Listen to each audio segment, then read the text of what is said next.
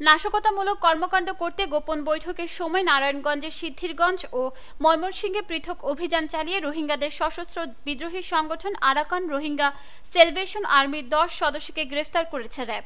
তাদের মধ্যে 6 জনকে জিজ্ঞাসাবাদের জন্য পৃথক 2 মামলায় 5 দিন করে 10 দিনের রিমান্ড মঞ্জুর করেছেন আদালত। নারায়ণগঞ্জ আদালত পুলিশের পরিদর্শক মোহাম্মদ কাইয়ুম খান বলেন, ওই 10 জনের বিরুদ্ধে সন্ত্রাস দমন আইন ও ফরেন অ্যাক্ট আইনে পৃথক 2টি মামলা করা হয়েছে। তাদের আগমন ও অবস্থান সম্পর্কে জানতে 6 জনকে পৃথক 2টি মামলায় 5 দিন করে মোট 10 দিনের রিমান্ড মঞ্জুর করেছেন আদালত।